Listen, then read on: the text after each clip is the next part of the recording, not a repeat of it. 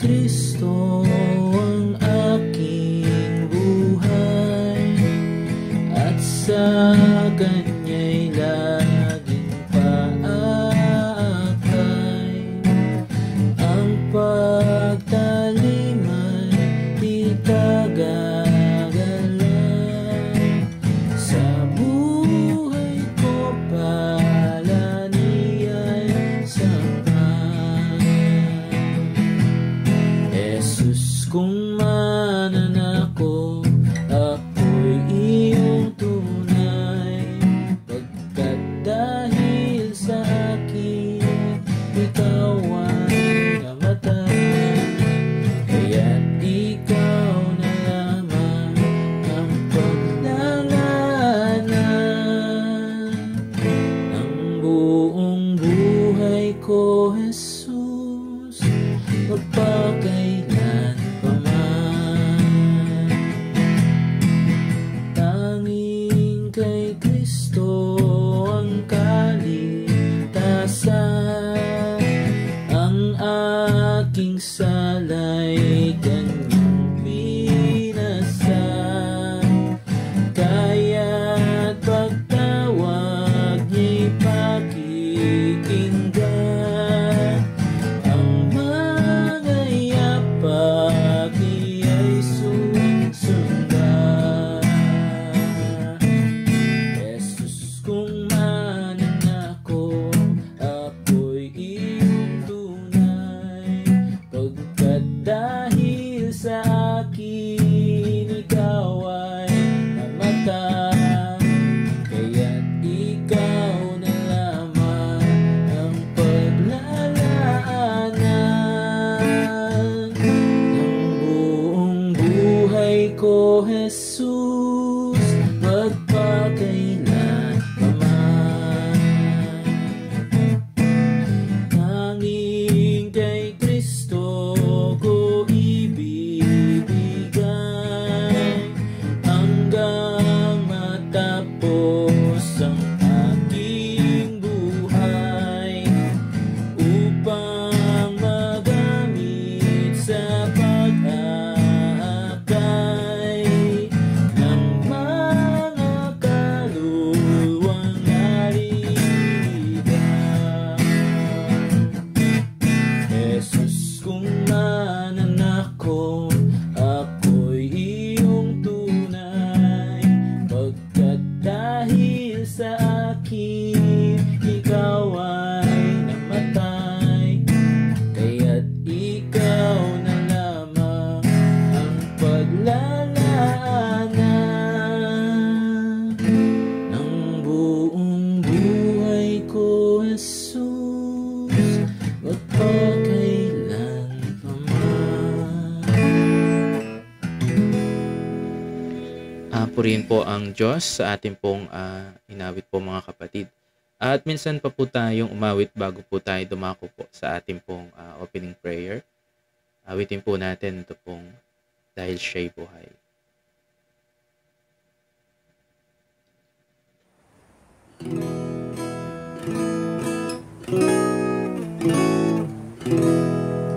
Ang Diyos sana kusang nanao, pagkat tayo Kanyang mahal, doon sa krus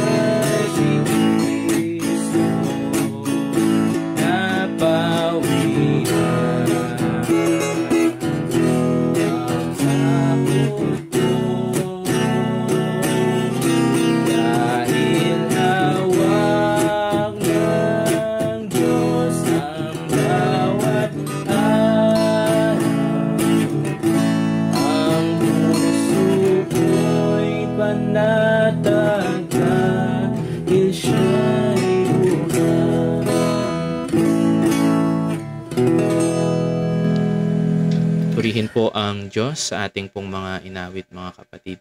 At bago po tayo dumako po sa ating pong pag-aaral ngayong pong gabi, tayo po ay magsimula po sa isa pong panalangin. Tayo po ay manalangin. Ama namin Diyos na dakila, banal at makapangyarihan sa lahat. Salamat po Ama sa mabiyayang gabi na ipinagkaloob niyo pong muli sa amin para po sa amin pong online Bible study. Amin pong patuloy na dalangin sa amin pong pag-aaral. Ang banal na Espiritu ang manguna po sa amin. Kahit po physically po ay hindi po kami magkakasama. Kayo po ang mag-ingat po sa bawat lugar na kung saan po kami naroroon. At hindi maging hadlang po ang mga bagay-bagay para po makagawa po ang kaaway sa amin pong pag-aaral na hindi po namin maisentro ang amin pong mga puso't isipan, ang amin pong mga pakinig sa mensahe po ninyo na muli po yung amin pong pag-aaralan na nakapatungkol patuloy po sa inyo pong lokal na iglesia. Patuloy dalangin po namin kami pong mga makikinig sa lahat po ng mga makakapanood at ganoon din po sa inyo pong anak na gagamitin, magdadala po ng inyo pong mga salita. Patnubayan niyo po ang bawat isa po sa amin. At muli po, ang lahat po ng ito ay Ama amin pong pinapasalamatan at tangi pong hinihiling sa matamis na pangalan lamang po ay pong bugtong na anak na si Kristo Jesus. Amen. At muli po magandang gabi po sa ating pong lahat mga kapatid, sa lahat po ng makakapanood po sa ating pong live ngayong gabi. At ngayon po ay ihanda na po natin ang ating pong mga puso't isipan para po sa ating pong muling pag-aaral po ng mga salita ng Diyos. Ibinibigay ko na po kay Brother Wilson para po sa ating pong Bible study. Salamat Brother John at magandang gabi po sa ating lahat mga kapatid. Tayo po ay magpapatuloy sa ating pag-aaral po na may kinalaman sa local church o sa iglesia. Sa mga nagdaan ay natutunan po natin mula sa liwanag ng salita ng Diyos kung ano yung layunin ng isang iglesia o ng isang local church, yung kanyang function. At nakita rin po natin sa mga nagdaan yung kanyang structure, no, na ito po ay pinangungunahan ng Panginoon, siyang ulo ng iglesia. At ang mga kalalakihan ang siyang kanyang itinatalaga at tinatawag na manguna sa kanyang iglesia. Nakita natin po yung mga katangian na nararapat na masumpungan sa mga elders sa church. At nakita rin po natin yung role ng mga deacons, no, yung sa mga physical matter. And nung nakaraan po ay tinatalakay natin yung mga kababaihan, ang kanilang kalagayan sa loob ng iglesia, bagamat sila po ay hindi nabigyan ng authority to lead or to preach or to teach, no? Ay binigyan naman sila ng kakayahan din na makapagturo, hindi sa iglesia kundi sa mga kamukhang kababaihan, sa mga bata. At nakita rin po natin na bagamat ganoon ang mga opportunity nila, ay nakita po natin yung kanilang kahalagahan, no? Yung kanilang kahalagahan sa local church. Although ang pinakahuling bahagi talaga sa pag-aaral sa church ay may kinalaman po doon sa tinatawag na the rapture of the church. Saka yung yung marriage supper of the Lamb. Pero bago po natin talakayin yan, mahalaga mag-focus muna tayo yung church dito sa lupa. Kaya isa pong mahalaga yun na paksa, bagamat alam na natin ang mga bagay na yan, kung mahuhulog tayo dito sa ating paksa, ay mawawalan po ng lahat ng kabuluhan ang mga bagay na natutunan natin sa mga nagdaang pag-aaral po natin. Ano po ang ibig ko sabihin? Isa po ito sa mga tinitignan at nakikita ko personal at sumasang-ayon din naman ang maraming mga manggagawa ng Panginoon sa kanyang basa, no? Yung tinatawag na the unity of the church. Napakahalaga po niyan, no? Sapagkat ang isang local church na nagkakaisa, sila po ay nagiging isang matibay na iglesia. Mahirap po sila na sabihin na sirain o destroy ng enemies, sapagkat meron din naman pong enemies. At kalooban ng Panginoong Diyos na ang kanyang iglesia masumpungan na nagkakaisa. Katunayan yung tinatawag na the Lord's Prayer. Yung the Lord's Prayer po kasi nasa John chapter 17 po yon. At doon sa verse 21, makikita po natin, ganito po ang ating mababasa, kung saan ang ating Panginoong Jesus mismo po ay idinalangin niya ang katotohanan ito na masumpungan ang kanyang iglesia na nagkakaisa po. John 17 verse 21. Yan. Sabi po ng ating Panginoon, Ama, maging isa nawa silang lahat. Kung paanong ikaw ay nasa akin at ako'y nasa iyo, gayon din naman maging isa nawa sila sa atin upang ang sanlibutan ay maniwala na ikaw ang nagsugo sa akin. Isa po itong prayers, no, yung John chapter 17, tinawag po yan na the Lord's Prayer. Tingnan po natin yung panalangin ng ating Panginoong Yesus. Nais niya kung paano ang Ama, ang Anak at ang Espiritu ay iisa at nagkakaisa. Ninanais niya na ang kanyang iglesia ay magkaisa. Hindi lang para ito ay napakagandang makita o tignan, kundi ang purpose ng bagay na ito ay upang tayo ay maging patotoo sa sanlibutan ito. Sabi niya, upang ang sanlibutan ito ay maniwala na ikaw ang nagsugo sa akin. Ang pagkakaisa ng isang local church ay nagpapakita ito o nagpapahayag ito na si Kristo ay real, tunay, at ang Panginoong Yesus ay tunay na nabuhay na maguli. No?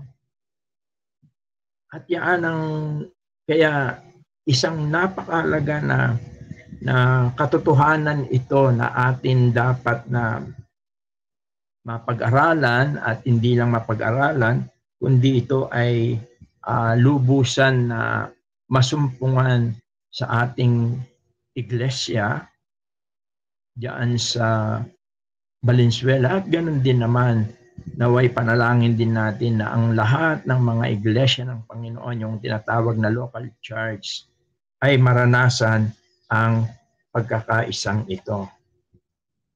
Sa Efeso Kapitulo 4,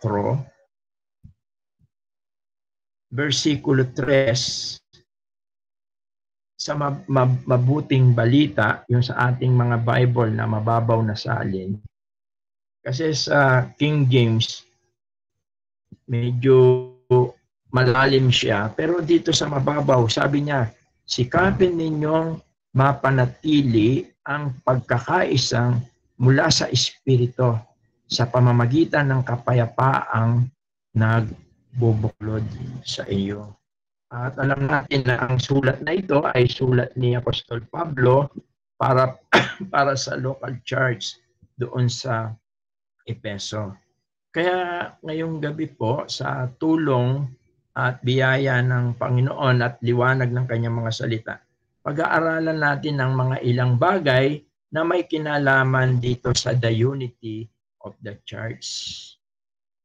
Una, gusto ko pong makita natin na ang pinakamatibay na saligan ng pagkakaisa ay walang iba kundi ang ating Panginoong Jesucristo. Sabi nga rin dito sa Efeso, sabi rito, sabi sa verse 4, may iisang katawan, yun yung church, at iisang espiritu, kung paanong may isang pag-asa na para doon kayo'y tinawag ng Diyos, may iisang Panginoon.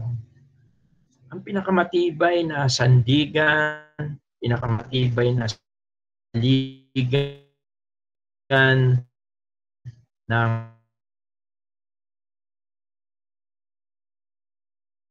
pagkakaisa sa loob ng Iglesia ng Jesucristo. Kapag natutunan natin ang pagpapailalim, pagpapasakop sa Panginoong Jesucristo, natin na sa kapangyarihan ng Espiritu Santo, mararanasan natin yung tinatawag na unity. Dapat sa Kanya tayo nakatuon, hindi sa ating mga sarili, hindi rin sa ating mga kapatiran. Pagdamat tayo nagtitinginan sa isa't isa bilang magkakapatid. Pero ang isang pinakamatibay na saligan ng pagkakaisa ay yung ating Panginoong Jesucristo. Sapagkat ang unang ating kaligtasan, sabi nga, mayroon tayong isang pananampalataya, may isang bautismo, may isang Diyos Ama. Ang lahat ng bagay na yan ay naranasan natin sa pamamagitan ng ating Panginoong Jesucristo.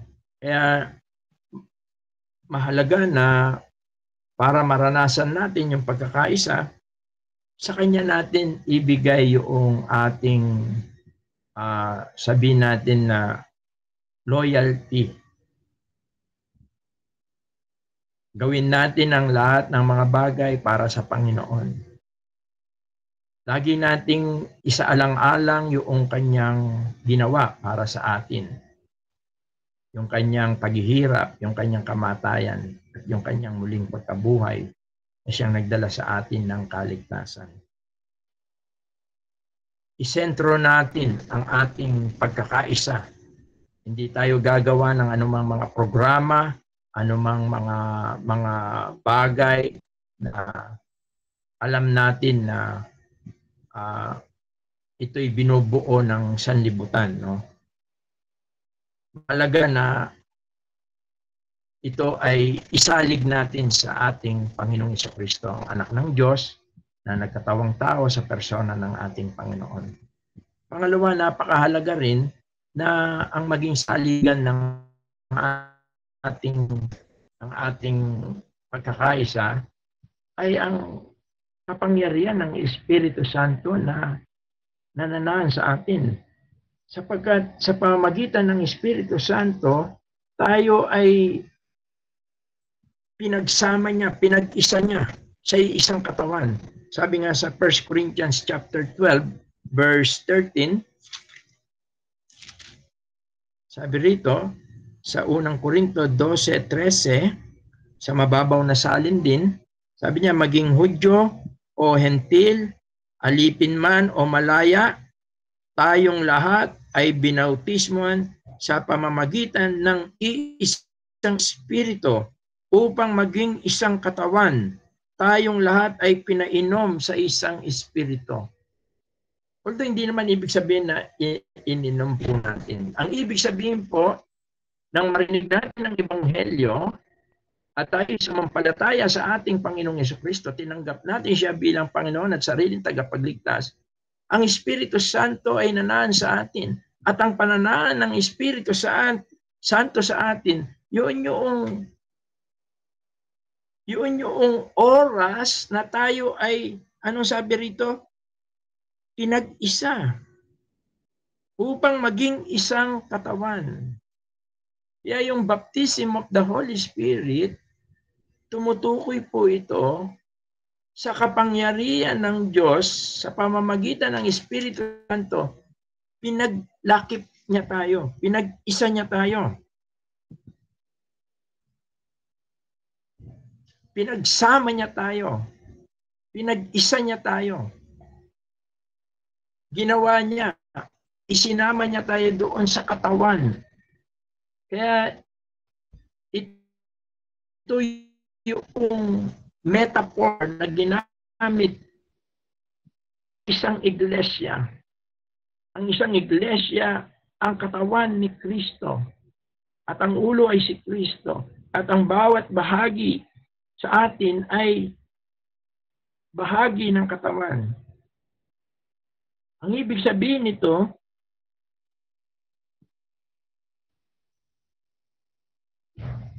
pinag-isa niya, binrek niya yung barrier. Sabi nga dito sa ating binasa, maging Hudyo o Hentil.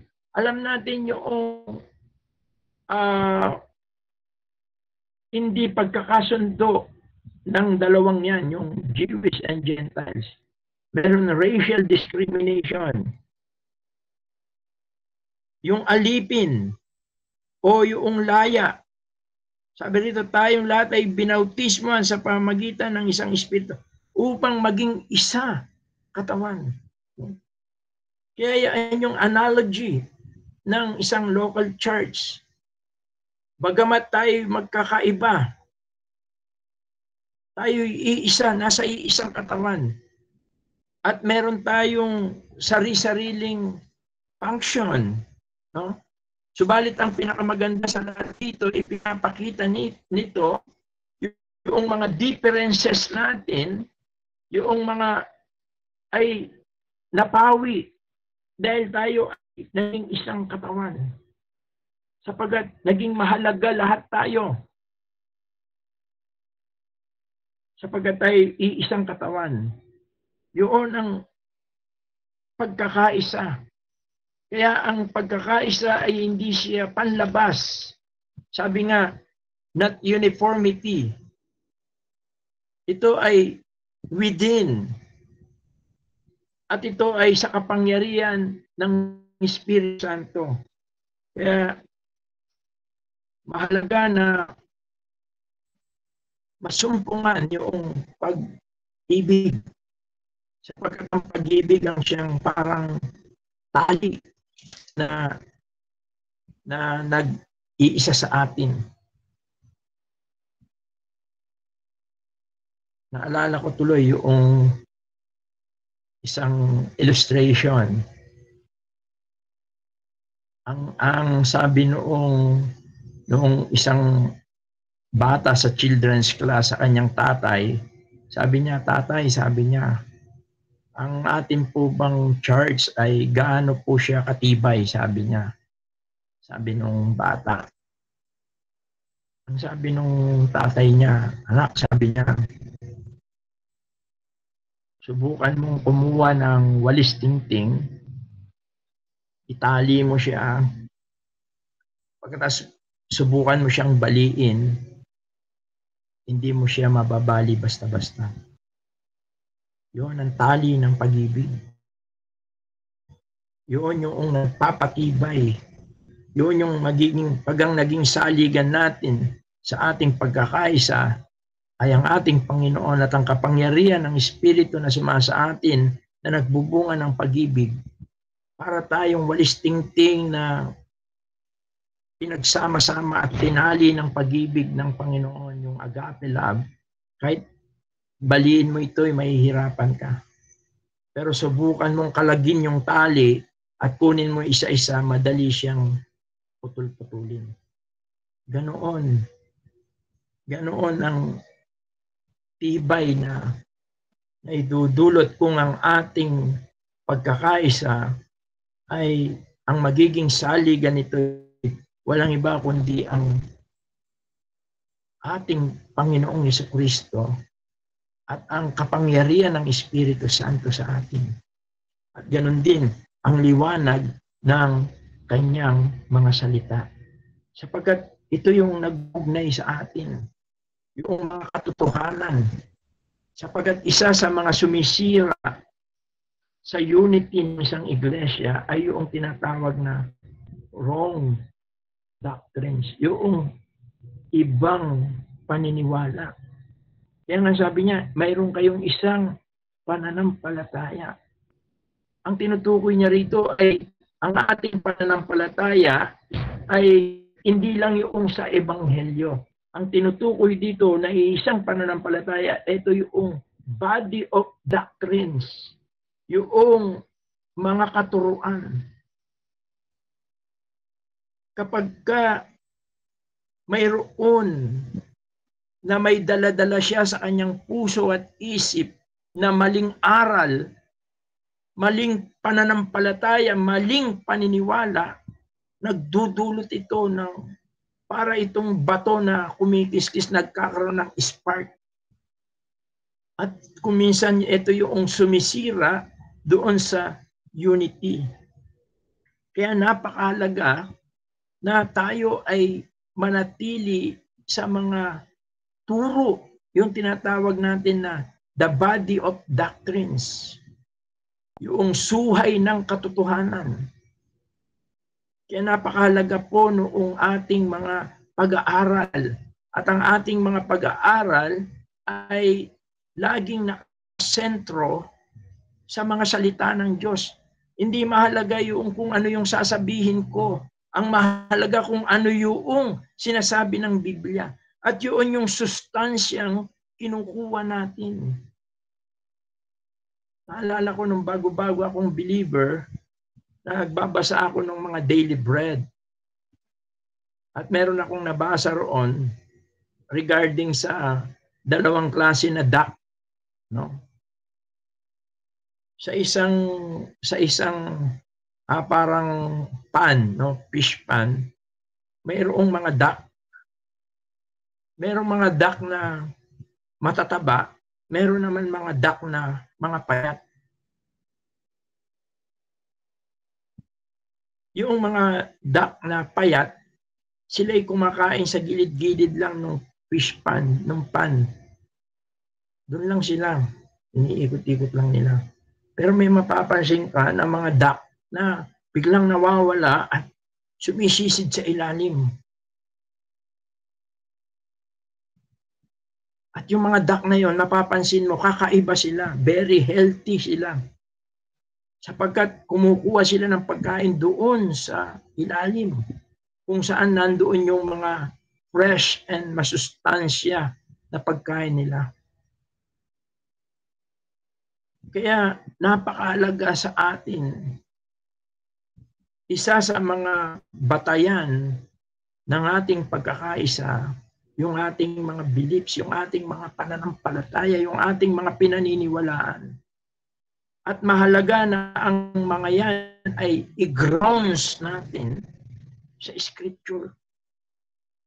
I-grounds natin sa Scripture sapagkat yan ang magdadala sa atin para tayo ay magkaisa.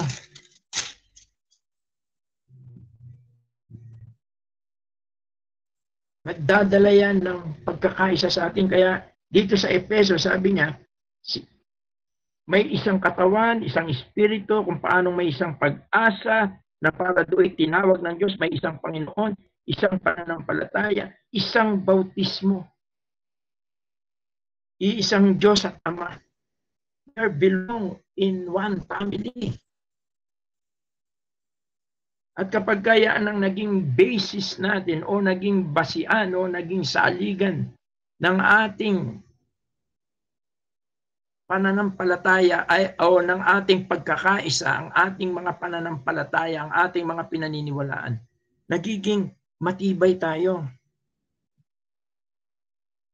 Sabi nga rin dito sa Efeso, sabi niya, dito rin,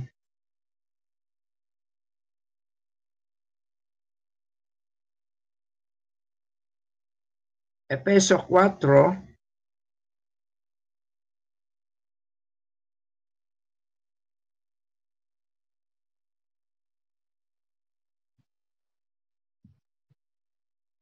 dito sa verse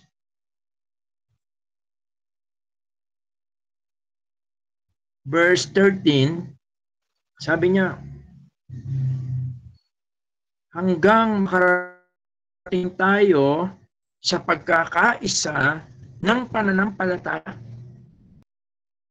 at pagkilala sa anak ng Diyos at maging ganap ang ating pagkatao, yung ibig sabihin mag-mature tayo ayon sa pagiging ganap ni Kristo, nang sa gayon hindi na tayo magiging tulad sa mga batang madaling matangay ng sari-saring aral.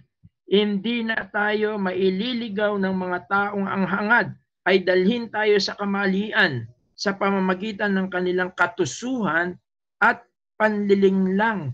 Sa halip, sa pamamagitan ng pagsasalita ng katotohanan, sa diwa ng pag-ibig, tayo'y dapat maging lubos na katulad ni Kristo na siyang ulo nating lahat.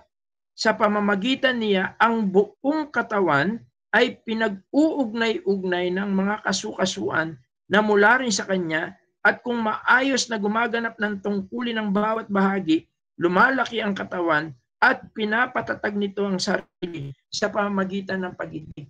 Mga kapatid, ganito kahalaga ang mga aral, ang mga katuruan na mula sa salita ng Diyos. Nagpapatibay ito. Tulad daw tayo, parang nagkakaisang gumagawa ang bawat bahagi ng katawan. Kapag nagmamature tayo, kaya napakalaga na maging saligan ng ating pagkakaisa. Una, ang ating Panginoong Jesucristo, ang anak ng Diyos na mula sa langit ay bumaba rito sa lupa upang sa pamamagitan ng kanyang kamatayan at muling pagkabuhay, ang mensahe ng magandang balita, ay makasumpong tayo ng kapatawaran at ng buhay na walang hanggan, ng kaligtasan. Magkaroon tayo ng tunay na pakikipag-ugnayan sa Diyos sa pamamagitan ng ating Panginoon, na siyang nagdadala sa atin sa pagkakaisa. Kapag tayo nakatingin sa Kanya, at yung allegiance natin, yung ating katapatan, ay ibinibigay natin sa Panginoon, dinadala tayo nito sa pagkakaisa. Pangalawa, sa kapangyarihan ng Espiritu Santo, ng pangunahing bunga nito sa bawat isa na pinananahan ng Espiritu ay yung pag-ibig. Ang pag-ibig ang siyang pinakamatibay na tali para tayo ay maging matibay sa ating pagkakaisa.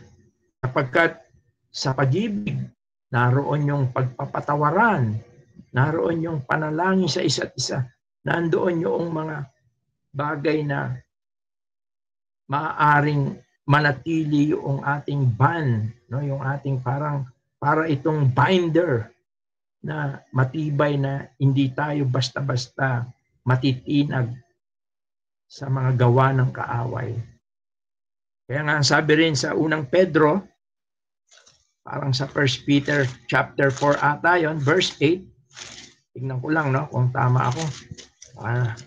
Tignan ako. Yun, 1 Peter 4:8. Sabi roon, higit sa lahat, magmahalan kayo ng tapat sapagkat ang pagmamahal ay pumapawi ng maraming kasalanan.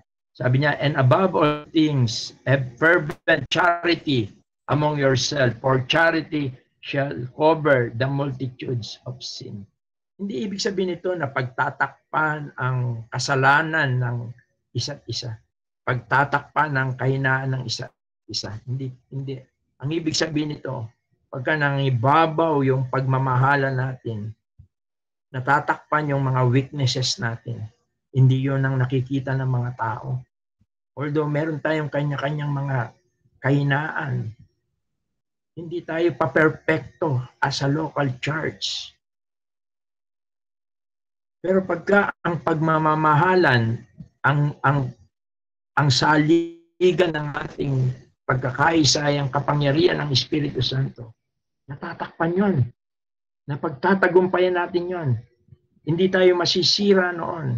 Bagkus, tayo ay lalong magpapatuloy at lalago, magiging matibay sapagkat ang ating pagkakaisa ay nagmumula sa kapangyarihan ng Espiritu Santo at hindi sa ating mga sarili. At pangatlo, yung salita ng Diyos, napakalaga. Yung mga teaching. Pagkat yan ang magpapalago sa atin. Kakalakip-lakip tayo. At magpa-function tayo as one body. Tulad ng ating binasa. At hindi na tayo mapapahapay pa sa iba-ibang turo. Kaya napakalaga po ng pagbabasa ng Biblia, pag-aaral sa Biblia, pakikipag-aral sa Biblia. So that we can grow together to the Word. Kaya maganda ma-maintain natin yung ating mga pagdalo, yung ating pakikiisa sa pag-aaral sa salita ng Diyos. That we may grow together in the Word of God. Sapagkat ito yung magpapalago sa atin, magpapalakas din sa atin. At ito rin ang magiging matibay na saligan ng ating pagkakaisa. Ang mga katotohanan ng salita ng Diyos, ang siyang matibay na nagbibigkis din sa atin. We have one direction. Sapagkat ang salita ng Diyos ay para siyang kompas. Sabi nga, thy word is a lamp unto my path and a light unto my feet. Awit 119, verse 105. Mayroon tayong isang tinatahak. Kumbaga sa ay kung halimbawa iba yung paniniwala ng isa. Halimbawa lang po, sa isang daan, may pupuntahan tayo, sama-sama, sasabihin ng isa, dito yung shortcut. Mas mabilis dito. Hindi, sabi niya, mas maganda ang daan dito. Minsan, mayroong mga pagkakagulo roon.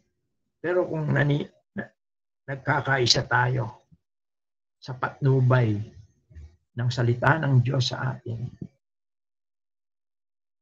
makakatahak tayo ng may katiwasayan at kapayapaan, bunga ng ating pagkakaisa. Kaya napakahalaga yung mga ganito, kahit na online po, tayo ay nag-aaral. Mas maganda, buo tayo na nag-aaral. We grow together in the Word of God.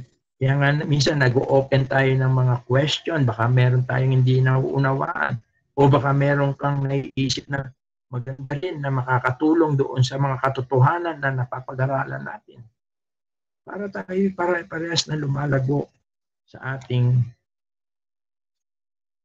pananampalataya at sa paglago natin. Ang sabi nga rito, hanggang sa chapter 4 ng Efeso, hanggang makarating tayo sa pagkakaisa ng pananampalataya.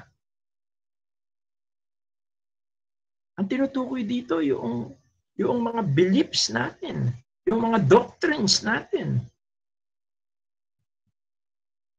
Kasi kung meron tayong iba, yung isa nawawala ang kaligtasan, yung isa ay iba yung kaligtasan na tinatahak niya, hindi talaga tayo susulong pare-parehas. O kung sumulong man tayo, merong mga mabigat na dinadala tayo.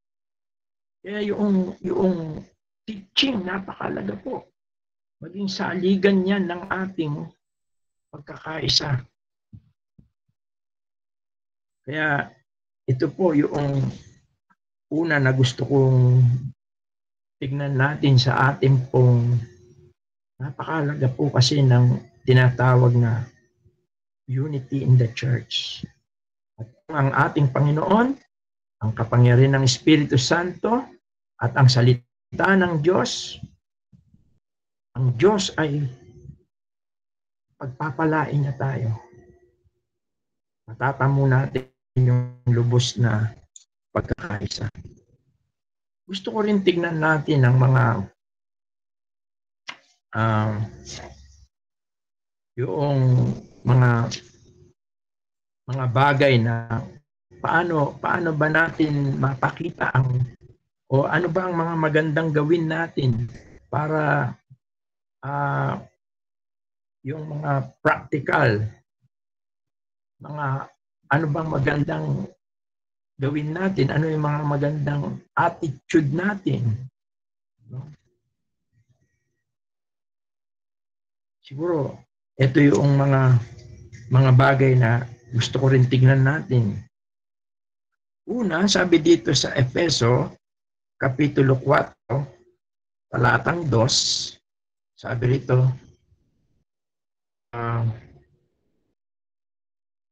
kayo'y maging mapagpakumbaba, mainahon at matyaga. Magparaya kayo dahil sa inyong pagmamahal sa isa't isa. Sikapin ninyong mapanatili ang pagkakaisang mula sa Espiritu. Katunayan, ang hindi lang, alam natin isa lang ang bunga ng Espiritu, pag-ibig. Pero yung pag-ibig na yon ay nagdadala ng mga magagandang ugali sa ating buhay, no? At ilan na ito sa ating titignan. Unang, sabi niya, ginamit niya rito yung salita na magpakumbaba o sa English yung humility. Madalas po kasi ay iba po yung pagkaunawa natin yung humility. Akala natin yung humility, ito yung hindi kumikibo. No? Akala natin yung humility, ito yung mahinahon sa pagsasalita. Kaya yung iba, minsan sumasobra yung pagsasalita nila, mahina na, tapos sobrang lumanay. Pero maganda po yun pero hindi yun yung pagpapakumbaba. No? Kasi kahit na ganun yung boses mo, kung yung puso mo ay mapagmataas, iba yung hinahangad, masasabi natin na mapagmataas po yun. Si Warren Wiersbe, very simple yung definition ng kanyang ginamit sa pagpapakumbaba. Sabi niya, ang tunay na pagpapakumbaba yung inuuna mo ang Panginoon, pangalawa yung iba, mga kapatiran, ibang tao, pangatlo lang yung sarili mo. Yun yung kanyang definition ng humility, no? Yung matuto mong unahin ang Panginoon, kahit na alam mong meron kang gustong gawin para sa iyong sarili, na napakinabang sa iyong sarili, pero uunahin mo ang Panginoon, yun yung humility. Uunahin mo yung iba, kaysa sa sarili mo. Yun yung humility, yun yung tunay na pagpapakumbaba. At yan yung sinasabi din ni Pablo, no, doon sa Filipos 2:3-4. Ang sabi ni Pablo sa Filipos 2, Kapitulo 2, talatang 3-4, basahin ko.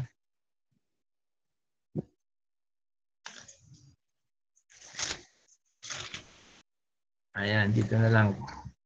Sabi niya, huwag kayong gumawa ng anuman dahil sa pansariling layunin o pagyayabang. Sa halip, bilang tanda ng pagpapakumbaba, ituring ninyong higit ang iba kaysa inyong mga sarili. Kaya tama po yung definition ni Warren Wiersbe. Put God first, second others, and third, yung sarili mo. Kaya ito yung mga pwede nating gawin, no? Para mapanatili natin yung pagkakaisa. Una ay yung pagpapakumbaba o yung pag-una sa Panginoon at pag-una sa iba, no? Pagka inuna mo yung sarili mo, ay saka na yan. Ay hindi mo na attend. Gugutom ako, kakain muna ako. Mamaya na yan, hayaan mo na sila mag-Bible study. Hindi po nakakalungkot na pag-uugali po yun.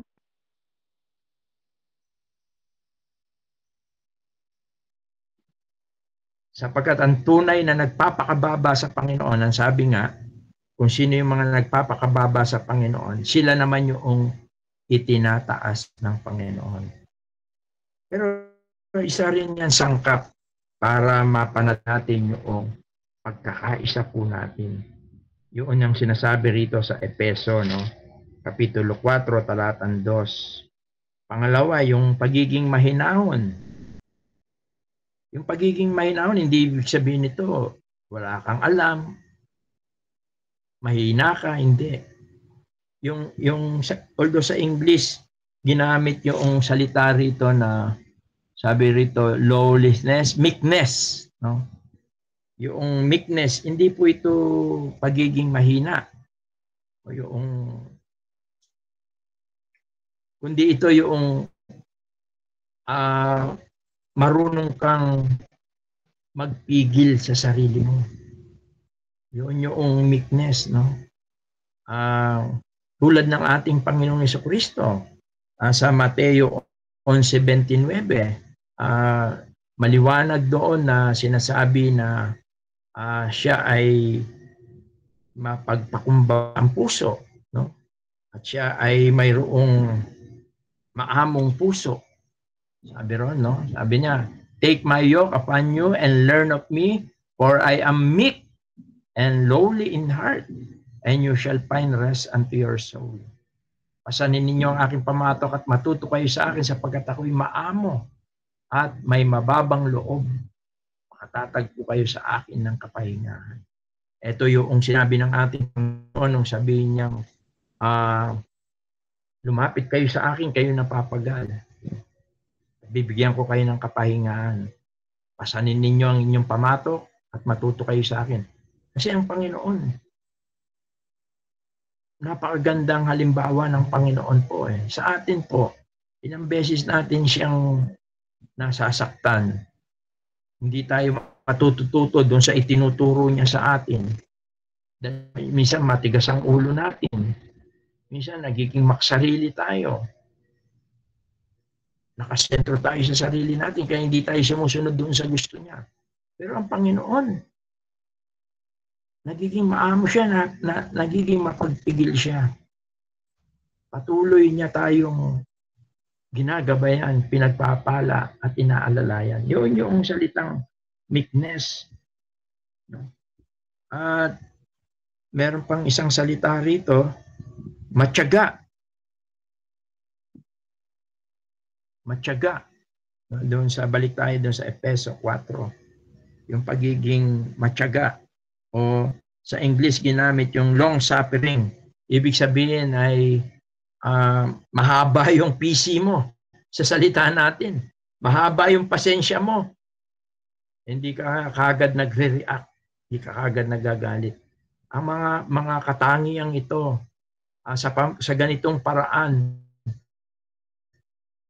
ay mapapakita at magagawa natin, mapapanatili natin yung pagkakaisa natin. No? Kapag nagkaroon tayo ng ganitong mga attitude, actually ito ay gawa ng Espiritu Santo, Galatia chapter 5 verse 22. Bagamat sinabi ron, the fruit of the Holy Spirit is love, no? Patience, etc., etc. Kaya napakahalaga na tayo ay mamuhay sa patnubay ng Espiritu Santo. Sapagkat kung tayo ay mamumuhay sa laman, yung mga gusto natin, ito yung sumisira doon sa pagkakaisa. Katunayan, maraming mga bagay na pwedeng sumira sa pagkakaisa. Una na yung tinatawag na pride, saka yung selfishness. Sabi nga sa Kawikaan chapter 13 verse 10, no? Sa Kawikaan, Proverbs chapter 13 verse 10. Kikita natin ito yung mga maaaring sumira, no? Do yung tatlong tinignan natin kanina, nagko-contribute yon, yung gawa ng Espiritu to maintain yung spirit of unity, yung ating humility, yung ating meekness, yung ating long suffering. Nagbibigay yon, no? Papanatili nun, nasusustain nun yung unity. Pero kapag yung bawat isa ay mayroong pride, sabi nga rito, ang kapalaluan ay nagbubunga ng kaguluhan. Ngunit ang pakikinig sa payo nagbabadya ng karunungan. Only by pride cometh contentions. Yun yung ibinubunga nito. Kakaroon ng kaguluhan, kakaroon ng division, pag-aaway. Kaya dapat iwasan din yung tinatawag na gossip. Dito rin sa Proverbs, Kawikaan chapter 16, verse 17. Proverbs 16, verse 17. Sabi niya, ang landas ng matuwid ay palayo sa kasamaan. Ang maingat sa paglalakad ay nag-iingat sa kanyang buhay. Kaya dito sa Proverbs 16:17 ay isa sa mga pamumuhay na nais ng Panginoon, yung hindi tayo mapakialam sa buhay ng iba. Kung may nakikita tayo na mga kahinaan o mga bagay na wag natin ito na gawin na kumbaga ay ipanalangin natin na lang sila. Kaya meron din na mga bagay na maaaring sisira, no? At ang dyablo ay gumagawa rin. Tandaan po natin yan. Ang kalaban natin lagi ang laman, ang sanlibutan, ang dyablo. Ang tatlong yan na makapangyarihan na kumikilos upang sirain ang ating pagkakaisa. Sapagkat alam niya, pag nasira niya yung church, hihina yung kanilang testimony. At wala nang mga tao na maaaring makakilala pa sa Panginoon. Kasi ang isa sa mga idinudulot ng unity ay yung nagiging effective tayo na witness. Nakikilala na tayo mga alagad ni Kristo. Kapag nakasentro tayo kay Jesus at ang kapangyarihan ng Espiritu, ang pag-ibig, at ang kanyang mga salita, ang sabi nga sa John chapter 13, verse 35. Mga gibigan kayo, tulad ng pag-ibig ko sa inyo, upang makilala na kayo'y mga alagad ko. Sabi niya, kung kayo'y may pagmamahal sa isa't isa, makikilala ng lahat na kayo'y mga alagad ko. Kaya ito yung blessing ng unity. Ito yung idinudulot ng unity, ng pagkakaisa. Nakikita si Jesus, nakikilala si Jesus, at maraming mga naliligtas. Marami ang nadadatnan ng Ebanghelyo. At katulad din noong binasa natin doon sa Ephesians 4, no? Yung spiritual growth, nararanasan din natin yan. Yung kapayapaan, yung kagalakan, Pilipos Kapitulo 2, makikita natin.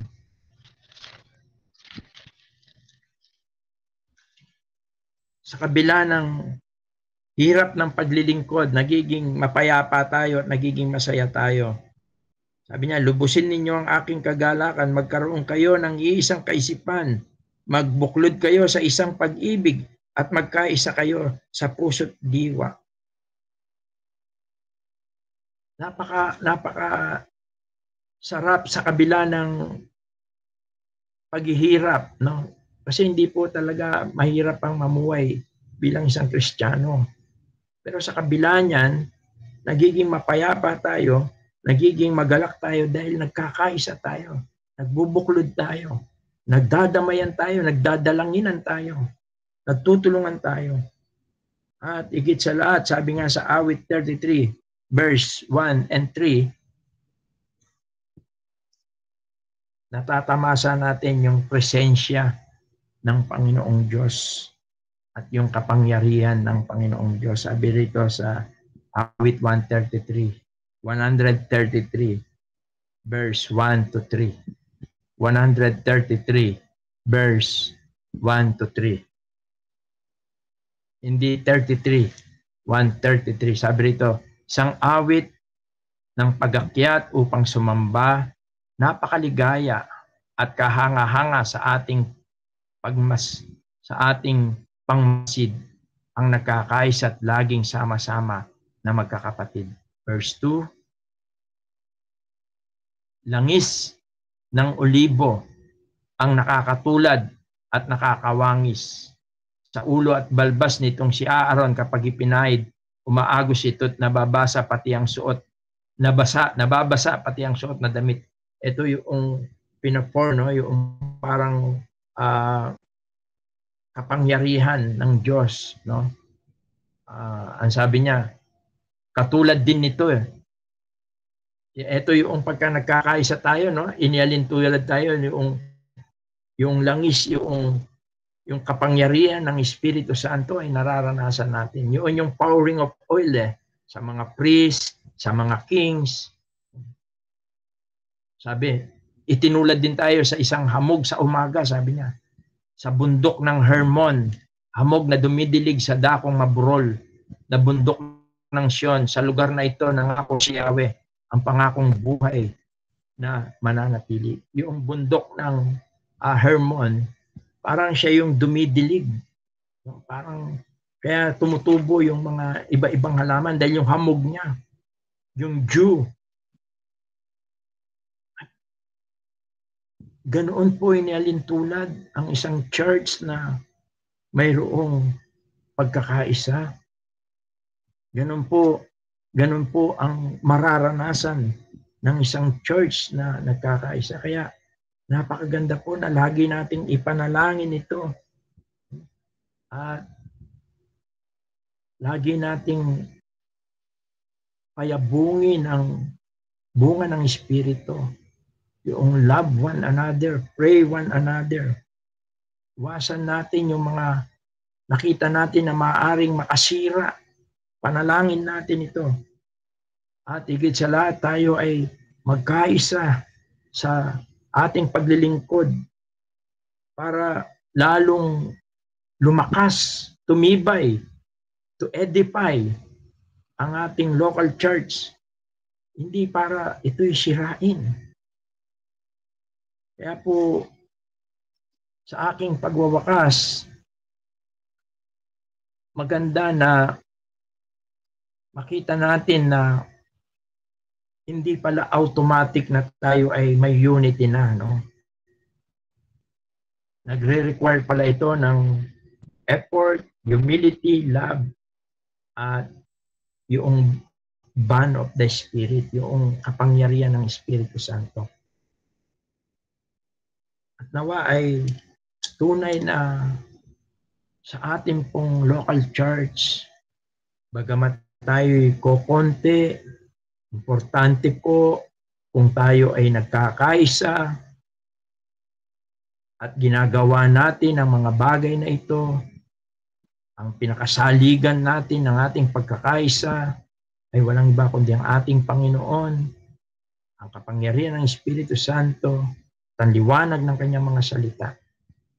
Tayo ay matutong magpakumbaba, unahin ang Panginoon, unahin ang iba, bago ang sarili natin. Maglingkod tayo, makiisa tayo, makipag-cooperate tayo. Makikita natin, mararanasan natin ang kapangyarihan ng Diyos. At tayo ay magiging blessing sa iba. Matatakpan yung mga weaknesses natin, yung mga kahinaan natin, sapagkat ang makikita sa atin ay ang pagkakaisa, ang tali ng pag-ibig, ang kapangyarihan ng Espiritu. Kaya para sa ating verse, babasahin ko lang yung Efeso 4:3. Sabi po ito, sikapin ninyong mapanatili ang pagkakaisa mula sa Espiritu sa pamamagitan ng kapayapaang nagbubuklod sa inyo. Aking pong panalangin ay nawa ay masumpungan po tayo ng Panginoon na nagkakaisa sapagkat nalulugod po ang Panginoon. Kalooban po niya na tayo po ay makita niya na nagkakaisa. Not uniformity, kundi within yung ating pagkakaisa. Parang ano lang yan, orkestra. Pagka ang orkestra ay tumutugtog at ang tinutugtog nila ay sila ay sumasabay doon sa kumpas ng kanilang taga-kumpas, nagiging maganda yung tunog. At naway matuto po tayo na sumunod sa kumpas ng Panginoon. At tayo magkaisa nang sa ganon ay makapagbigay tayo ng tunay na kalwalatian sa ating Panginoon. Let us pray po. Ama, salamat po sa gabing ito. Salamat po sa katotohanan po ng iyong mga salita. Salamat po at ipinaalaala mo po sa amin mula sa liwanag ng iyong mga salita ang isang mga mahalagang katotohanan tungkol sa iglesia. Ang aming pong pagkakaisa. Tulungan mo po ang iyong iglesia sa Valenzuela at ganon din dito sa Florida at sa iba pang mga local churches naway maranasan ang kapangyarihan ng pag-ibig na bunga ng Espiritu. At maranasan ang tunay na layunin ng aming pagkaligtas, ang pagkahugas sa aming mga kasalanan, upang mamuhay kami, hindi na para po sa aming sarili, kundi para sa inyo at sa iyong iglesia. Lahat po ng ito ay aming samot dalangin sa makapangyarihang pangalan po ng iyong bugtong na anak na si Jesus. Amen. Good evening po at God bless. Kung meron po tayong mga question, ay malaya po tayo na makapagtanong. Balik ko muna po sa ating MC. Ayan po, muli po magandang gabi po at purihin po ang Diyos sa ating pong naging pag-aaral. Salamat po sa ating pong kapatid na nagbahagi po ng kanya pong mga salita. At katulad po ng nabanggit po ni Brother Wilson, tayo po ay open na po sa ating pong mga question and answers. At kung meron po tayong mga katanungan mga kapatid, ay i-open lang po natin ang ating pong mga microphone at pwede po tayo na mag-ask na po ng ating pong mga question.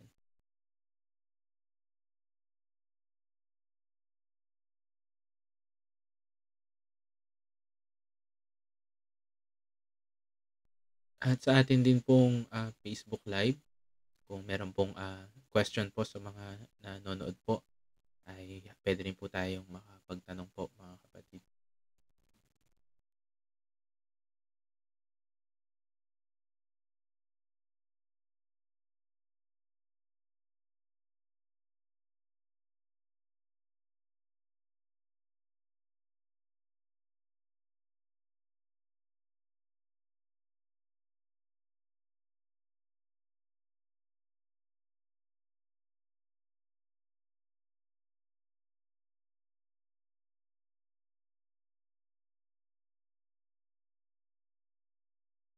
Okay po, last call po bago po tayo dumako po sa ating pong closing.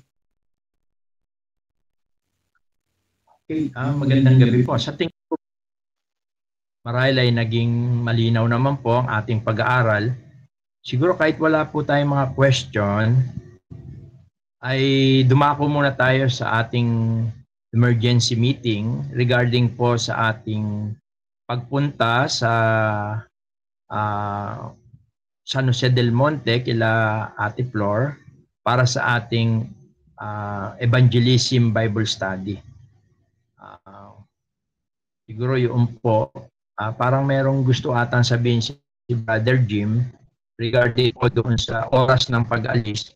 At kung okay po sa atin na kami manggagaling sa Pampanga, kita tayo sa isang place, ay pwede rin naman po yon. Para kung masikip kayo, pwedeng mag-transfer muna sa amin yung iba.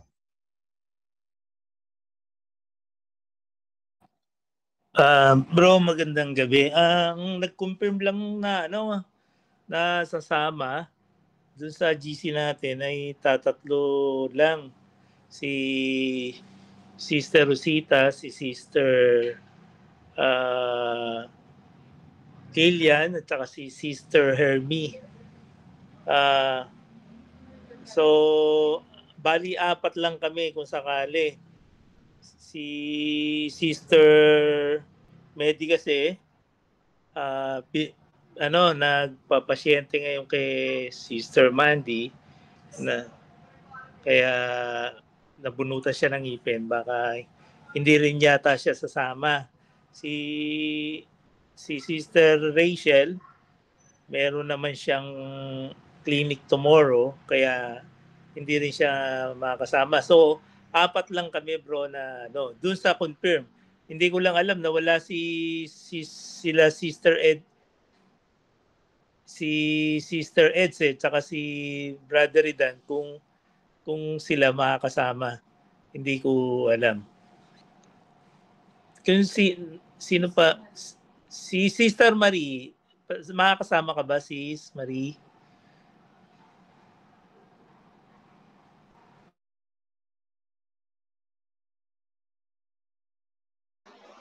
Ay, hindi po. Kasi may pasok ako.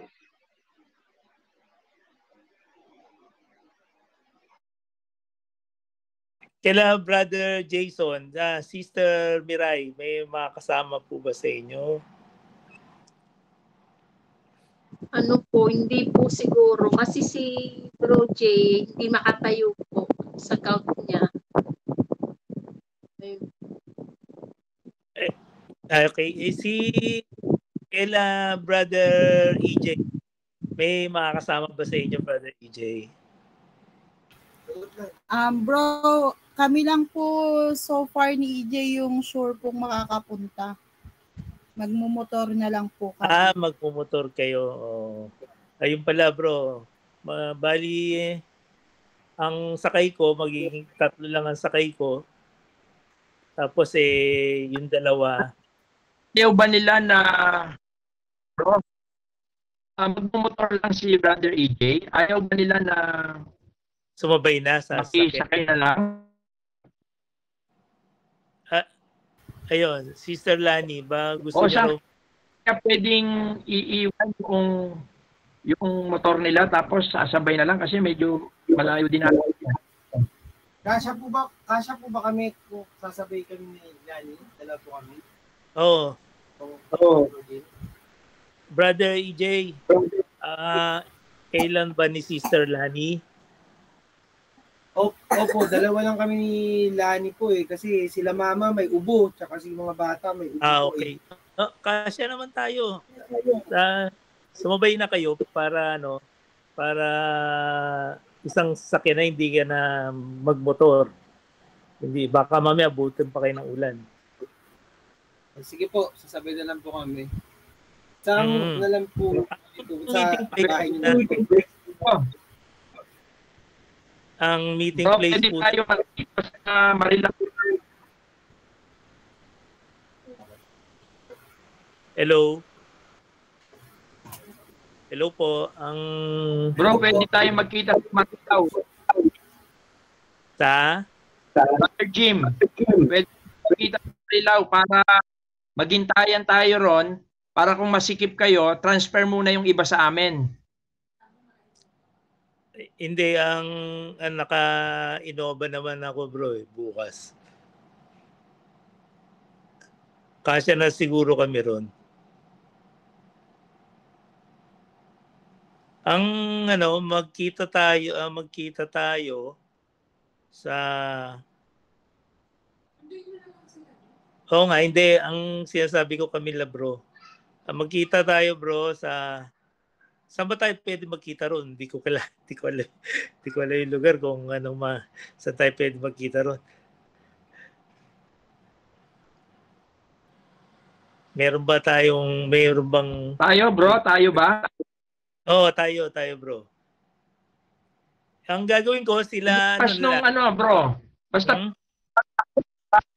pag-akyat nyo kami, tatawid kami ron eh. Basta doon tayo maghintayan. Parang may gasolinahan doon eh. Sige. Ganito, kay Brother EJ. Brother EJ, hintayin nyo na lang, sunduin ko lang kayo kasi 4 kayo nandiyan dyan eh. Si Sister Lilian, si Sister Herbie, kayong dalawa. Si Sister Lani. Sasama na muna si Sister Rosita rito. Tapos susunduin na lang namin kayo. Okay ba yun? Opo. Antayin nyo na lang kami para hindi na kayo mabalang pagpunta rito. Sige po.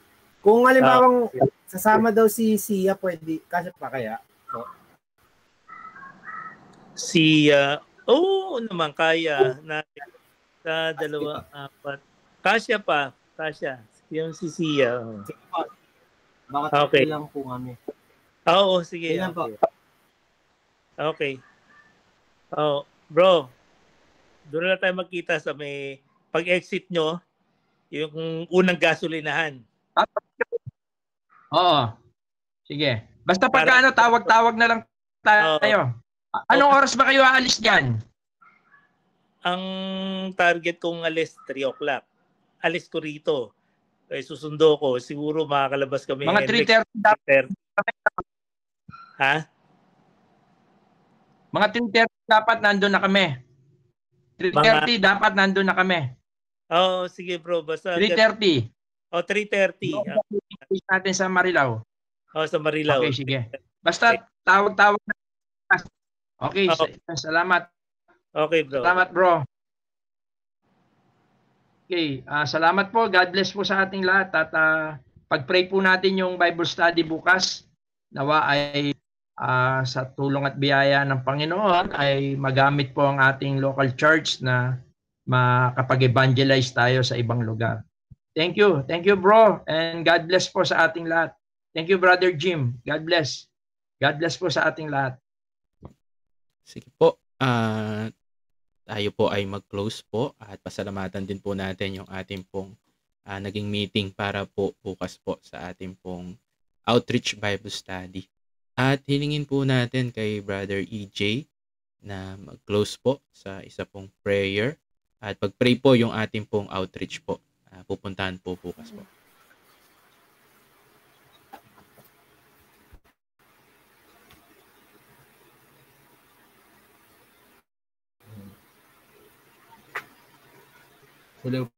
po. Dinig po, Kuya EJ. Yan po. Ganun po. Ay mag-open ng cam. Sige po, tayo po yung manalangin. Ama namin, pinupuri ka namin at dinadakila sa gabing ito. Maraming salamat po at kami po yung muling nagtipon-tipon upang makapakinig ng iyong mga salita. Binigyan niyo po kami ng magandang araw at magandang connection. Pangunahan niyo po kami at patuloy na gabayan sa pang-araw-araw. Panatiliin na maisa puso at maisa buhay ang mga pangaral sa kabila na madalas ay hindi kami nakakatugon ayon sa iyong mga aral. Panatiliin niyo pong i-remind sa amin na gumawa ng tama, habaan ng pasensya, ang pisi, manatiliin na kalmado ang isipan sa bawat oras at desisyon na aming ginagawa ayon sa iyong kalooban. Hihingi rin po namin ng pagpapasalamat ang patuloy na pagbigay sa amin ng mga daily blessing at gabayan ang aming mga katawang lupang ito sa araw-araw. Muli, ito po yung aming dinadalangin sa matamis sa pangalan ng iyong anak na si Kristo Jesus.